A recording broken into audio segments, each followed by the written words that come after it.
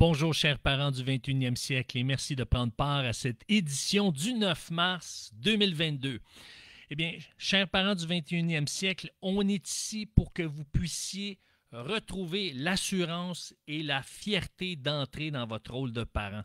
Et oui, c'est à ça que ça sert, cette émission-là, pour vous donner de l'assurance par ses principes, par ses rappels, et pour que vous puissiez retrouver cette fierté d'entrer dans votre rôle de parent. Vous savez, moi, il y a une chose qui a fait que lorsque je me suis mis à étudier sur des principes d'éducation, et j'ai découvert que, oui, j'ai une place à jouer en tant que parent. Je ne suis pas juste un pourvoyeur en tant que père. Je ne suis pas juste un géniteur. Je ne suis pas juste une présence, mais j'ai un rôle à jouer. Et les enfants le ressentent lorsqu'il y a un capitaine à bord, lorsque les parents jouent leur rôle de capitaine. Maintenant, ça ne veut pas dire être des dictateurs.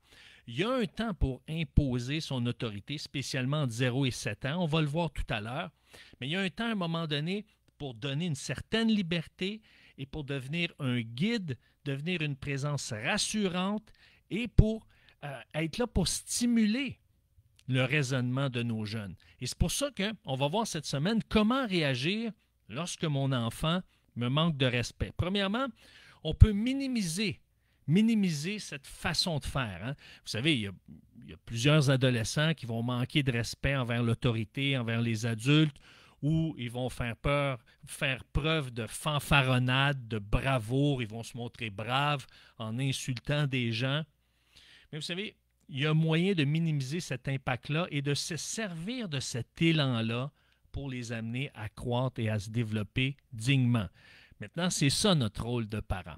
Ce qu'on va voir, c'est que pour faire en sorte que, pour maximiser la possibilité de notre jeune à nous démontrer du respect, parce que le respect, ce n'est pas quelque chose qu'on peut imposer, ça se gagne, c'est important de comprendre l'univers émotionnel et relationnel de l'adolescence, de choisir les valeurs les plus importantes dans les circonstances. Des fois, on pousse certaines valeurs, puis c'est pas toujours adéquat, parce qu'on se rend compte, on se dit « Wow, je pousse telle valeur, et puis ça ne fonctionne pas, je n'arrive pas à les inculquer. » Alors, il y a une raison pour ça, et un élément important, c'est de renoncer à la peur et à l'intimidation.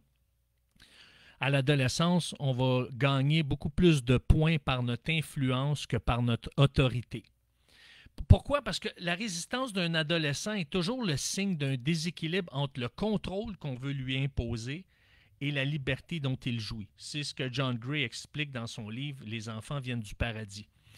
Maintenant, eux veulent jouir d'une liberté presque absolue.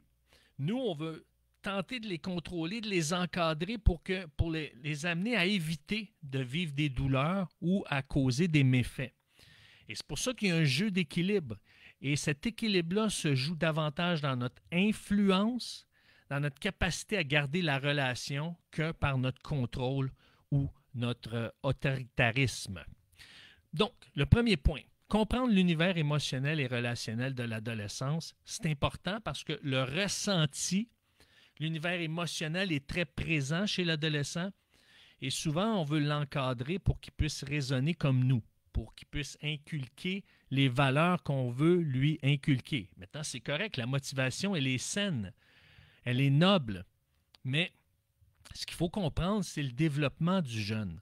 De 0 à 7 ans, et là, je dis de 0 à 7 ans, ça peut varier, pour certains, c'est jusqu'à 6, mais en général, règle générale, ce que la science a pu observer, c'est que de 0 à 7 ans, les enfants vont développer une conscience qui est basée sur les relations avec le parent. C'est pour ça que c'est là la phase de contrôle. C'est là qu'on inculque des valeurs, qu'on inculque des principes. Et ça l'amène à faire des apprentissages de base. Et parfois, il y a certaines lacunes éducationnelles qui vont être, comment dirais-je, qui vont être observées, c'est le mot que je cherchais, qui vont être observées plus tard, parce qu'entre 0 et 7 ans, ils n'ont pas reçu cet encadrement nécessaire. De 7 à 14 ans, la conscience, elle est basée sur les relations avec ses frères et ses sœurs, avec ses amis, avec la famille.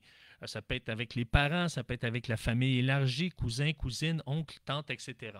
C'est là qu'il va apprendre à s'amuser, à connecter en fonction de ses préférences ludiques, Donc, au travers le sport, au travers les arts, au travers des moments de détente.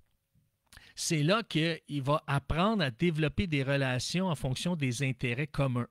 Et c'est important, là, de lui donner un certain espace pour qu'il puisse se développer selon ses aptitudes et ses intérêts. Et là, souvent, dans cette phase-là, entre 7 et 14 ans, on commence tranquillement à s'en aller vers la préadolescence, 9, 10, 11 ans, préadolescence, et le début de l'adolescence, 12, 13, 14. Donc, à ce moment-là, premier cycle du secondaire, donc de secondaire 1 à 3 environ. Là. Comme je vous dis, ce n'est pas découpé au couteau. Là. C'est d'un enfant à l'autre ou d'un adolescent à l'autre, ça peut varier. Et à ce moment-là, c'est comme si on voit qu'ils veulent s'en aller vers le monde adulte, mais sont encore des enfants. Ils sont des enfants dans un corps qui s'approche davantage à celui des adultes. Alors, on a tendance à dire, il devrait être comme un adulte, puisque son corps est comme un adulte. Mais c'est encore un enfant. Donc, il y a une transition. Ils vivent eux-mêmes cette transition-là, et nous, on doit s'adapter dans cette transition-là. Donc, au travers les sports, les loisirs et les habiletés relationnelles, développer leur caractère et se servir des habiletés relationnelles pour inculquer des valeurs. Maintenant, c'est important. La clé là-dedans, c'est l'écoute, et on va le voir tout à l'heure, dans quelques instants. De 14 à 21 ans, c'est là que son autodiscipline et ses valeurs de travail vont ressortir. C'est là que vous allez voir au travers de 14 et 21 ans. C'est pour ça que les jeunes vont commencer à aller sur le marché du travail, travailler à temps partiel, prendre un travail d'été autour de 15, 16 ans, 17 ans. Donc, c'est là qu'ils vont développer des valeurs de travail et que ce qu'ils ont reçu comme éducation dans leur conscience qui est basée sur les relations avec le parent, 0-7 ans, dans leur conscience qui est basée dans leurs relations avec les frères et sœurs, les amis, les membres de la famille, entre 7 et 14 ans, c'est là qu'on va commencer à en voir le fruit. Donc, c'est important d'être patient, spécialement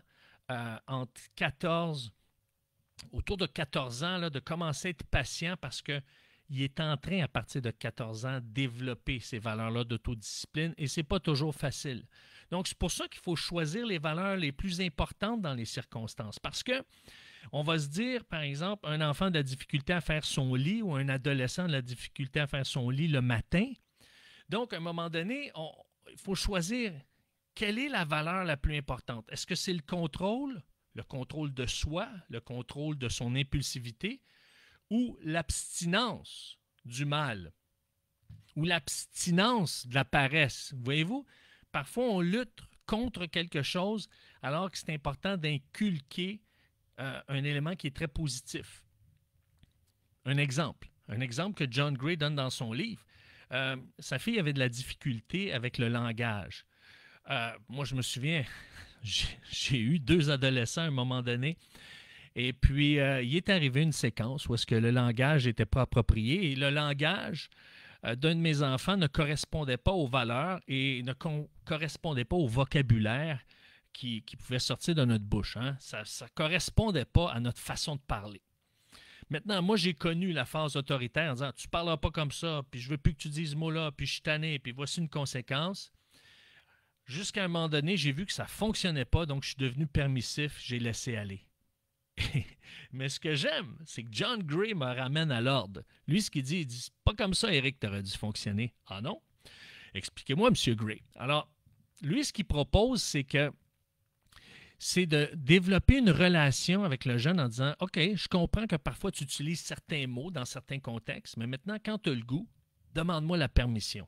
Vous allez dire, ça a l'air fou. Mais ça, il faut le discuter en dehors des temps de crise, en dehors des situations. Vous êtes un repas assez léger, ça arrive, je dis, hey, écoute, j'aimerais ça qu'on puisse développer, par exemple, quand tu te mords le pouce, ça veut dire que tu as le goût de dire un mot gras ou un mot impoli. Maintenant, moi, je vais te faire signe avec un clin d'œil, oui, c'est le temps. Comme ça, vous, au lieu de dire, ben non, il faut lui inculquer à bien parler.